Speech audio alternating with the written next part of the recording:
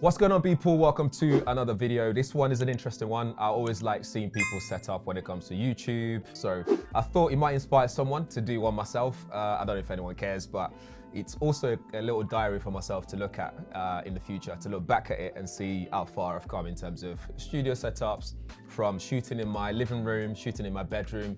Actually, I started shooting in my bedroom all the way to living room, and then I had an old studio, which I've still got. We'll talk about that as well. And then we've got this new second studio, which is basically a space just to film things and edit. So actually, we don't eat in here, apart from coffee, obviously. We don't eat in here, we don't do anything else in here, but besides just shoot stuff, edit stuff, and go home. So the vision in here was basically to have two spaces where one space, which is downstairs, which you guys might remember, used to be the main studio with a yellow background. It's always yellows in my videos. But yeah, that's now like a space just to dump things. So I dump all like packaging. When I get sent stuff, they go there.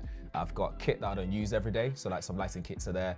I've also got like a sofa just to chill, a gaming chair just to sort of chill out when I need to chill out. So it's almost like a chill out zone / dumping stuff. I can also work in there if I wanted to. So my old workstation is still in there, so I can just fire that up and edit stuff in there as well if I really need to. Or if I don't want to come in here, because some days I feel like coming in here just makes me want to work, and I don't want to work, so I chill down there and do all that stuff there. We've now got this space which is nice and neatly set up. It's still work in progress, so it's not fully there yet, the way that I want it to be, but it's getting there slowly. I think we've got this nice sort of like moody sort of look, which makes the visual more focused on my face and me when I'm talking to camera, and then we can shoot B-roll all around the area or outside the studio space as well, so it's pretty nice. So the lighting that I've got set up is, I've got this Amran lighting here. This is the F22C, which is also colored as well, so I can change the colors if I need to. I've got it mounted on this rig, which is absolutely fantastic. I found it randomly actually on Amazon, because my old studio used to be narrower, which meant I could put auto pole across the room to mount things top down. But now I've got this thing which I can literally mount anything to it, which is fantastic. I've got this light in here, which is a rotor light mounted to the ceiling. I don't always use this, but sometimes it's useful just to light the table up if I need to light up the table a little bit. Back to this lighting, we've got a grid on it just to isolate the light spill. This I didn't know until Khalik, who's behind the camera, told me about it, which has changed my life. But having that there just means that the light is isolated very well to, you know, top down to my face, like the key light kind of thing. And then we've got this, sorry, that's the hair light, I think. Yeah, hair light. And this is my key light in front here, which is a Godox SL200W, I think, so 200 watts. So it's bright enough, but again, we've got the grid on it, which allows us to isolate the light again onto my face so it doesn't spill all over the place. We then have the backdrop lights, which adds a bit of depth. So for example, we have this little lamp here, which creates an illusion of the room's actually bigger than it is, which it isn't, but it adds an effect to that. But the same color tone I've then got on the Amran tube lights. So we've got this here, which sort of adds the back light itself, which you would have seen in the intro to this video. You see how that looks. I've got another one of those behind the little props here, which is pretty cool.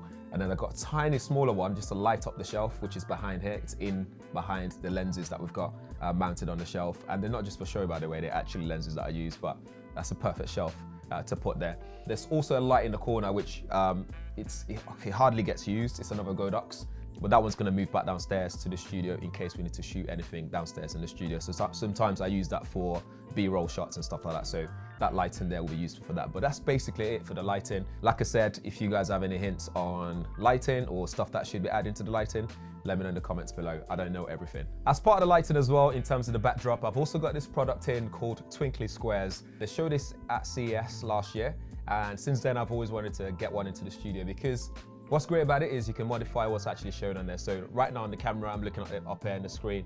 You can see Space Invader just going up on there. You can cycle through in the app as well. So it's connected via the network here. So using my phone here, I can just control different things on there. So I've got Space Invader on here, for example, right now. I can put this little graphics on there if I wanted to. Different sizes as well. So that's 16 by 16.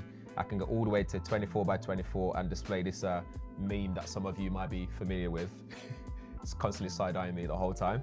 Or I can have, you know, this little Christmas thing. So when it's Christmas, I can have that scrolling in the backdrop as I'm speaking to camera and stuff, so which is pretty cool. So you can have this little mesmerizing thing in the backdrop, but Absolutely not, we're not having that one. You can also have your own effect as well, so if you can create your GIF or whatever, you can upload your own effect and have it on there. I think I'm just happy with Space Invader. That's the sort of stuff you can do with Twinky Square.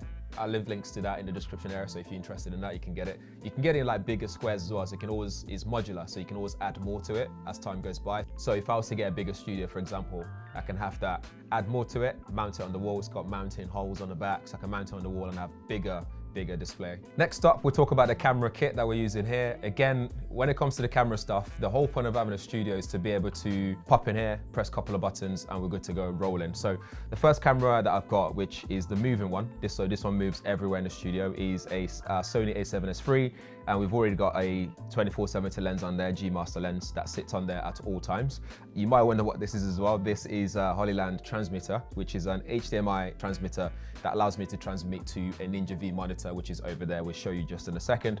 But that one sits on tripod and allows me to just move this around wherever I need to go to, especially when I'm shooting products. I might want to shoot 2 angles at the same time. Then we move over here, we have the Sony FX6, which is a beast of a camera. It just allows me to have my A cam, so that's the A cam sat there at all time with floor markers as well, so that doesn't move anywhere. So with that, we've got a 24G master lens f1.4, and it's got a polarizer on it to take away shine off my face.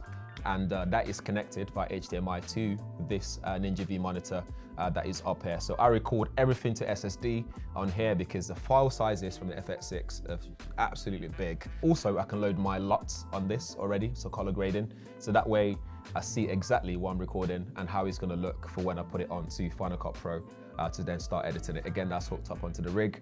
And then up here is FX3, and this is always here with a 24-70 lens, but I might switch that lens very soon because I want a bit more close up to product, but I switch that based on the size of the product. So if it's a phone, for example, it's nice and tiny, I can change the lens to something a bit more zoomed in. So that one sits there at all time for top-down shots. Over on the left, we have the monitor here, which is a Ninja V monitor, again, recording to SSD on the back, and the remote camera, let's call it that, is pointed at the moment using that wireless transmitter. But if you look at this rig itself here, it's a director's sort of monitor and rig. And the reason why it's already mounted on that is because sometimes when we shoot outside of a studio and we're shooting with clients, it's always nice to give them this so they can see what we're shooting as we're going on and they can give feedback and all that stuff. Kind of nifty, kind of helps with the shooting process just to make things a bit more efficient. I've also got on the shelf here a Lumix BS1H, which is a really good camera. It's a box camera, cine kind of vibe. You can mount all sorts on it, including XLR, microphone and stuff like that. It's got a 24-105 lens on it at the moment. And the reason I've got this is sometimes I shoot downstairs, and I don't want to move things that are up here downstairs. So I'll take this downstairs with me and shoot some videos on that one, but this is a beast of a camera. For lenses, we have so many different lenses. For example, there's another 24-105 here, which I use for stills. There's a 50mm lens for the Lumix camera, which is a beast of a lens as well. Very good shallow depth of field.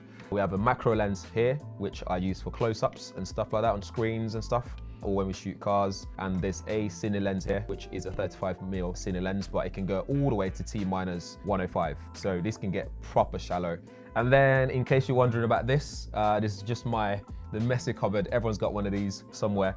It's just a cupboard where I just dump things. I've got like old cameras in here, old Sony a7 III still in there, and a bunch of hard drive storage stuff, cables, just stuff that I need to grab out very quickly. And when it comes to sound, it's also very important. So as you can probably hear, the closer I get to these foams here, the more, you know, solidified the sound is. It's less bouncy and echoey. So we've got a few of these around the studio to bounce the sound, so it's more isolated in here. There's a few here, there's a few behind the monitor, there's a few behind the door, and if you look up in the ceiling, I've also got a few there as well, just to allow sound to be much more isolated in it. Is a bit of like a noise cancelling effect basically, which is pretty cool. Over to the workstation. As you can see, it's kind of minimalist but also quite robust. Starting with the chair, this is a Noble chair, Mercedes F1 Petronas chair, which is very comfortable. I've had this for a long time. I've got more expensive chairs downstairs and at home as well from Herman Miller, but for some reason I was resort back to this chair. This desk itself is Flex's Spot standing desk. I think it's the E8 or the E7. I'll leave links in the description area for you again. It's very big, it's nice and wide. In fact, you can control the height on here, so you can go down, you can go up very easily whenever I need to. So I mix between standing and sitting. I can also have stored height as well, so I can just press 1 or 2, it does what I need it to do, or there's also standing and sitting and a USB port on here as well, so I can actually plug in my phone. When I need to charge my phone, I can do that there. So it's a really nice desk, nice and big, as you can see, nice big wide surface area, and it's very strong. I can actually stand on this if I wanted to. I weigh about 77 kilograms, so let that sink in. And then on the desk itself, I've got a standard Mac Apple keyboard here, Magic Keyboard. I've got a Logitech MX3, I think. I've had this for a long time. I've got 2 other ones that I use in different locations. I've got a MacBook Pro here, which is the M1 Max, I think it is. I can connect it to the LG ultra-wide 5K monitors. There's 2 of them. They're sitting on this flexi arms. Again, links will be in the description area for all these things. And then with those, I can connect my MacBook Pro using just a Thunderbolt to charge it and also extend the display. And these 2 are daisy-chained together, so that way I can have up to 3 monitors basically, so the MacBook and the 2 monitors. I can have video editing on here, I can have photo editing on here, so things are much more fluid, and I can even rotate this, I can move this in different configurations. So when I'm standing, for example, I can have it fully flat if I wanted to do that. And then all that placed on this really nice mat to stop things from slipping everywhere, just keeps it nice and, you know, just really nice and premium looking. I love this mat. It's a blue version and it's from GrooveMade. I'll leave links to that as well. And part of GrooveMade is I've also got this from them, which allows me to put some accessories behind it. And then on here, what I normally do is I can have my to-do list for the day just sat there. So I write stuff that I need to do for the day. I put it on there, tuck it away, and that's always in my peripheral. So if I need to keep track of what I'm doing, I'm looking over there, ticking things off as I do it, which really helps.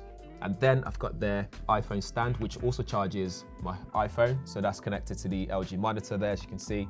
And this is a nice brown finishing on it, but it's got the MagSafe connectivity. Pop that on there, that starts to charge. Over here, I've just got the Asus ROG Ally, which is just a gaming device, which sometimes I just want to take a little bit of break.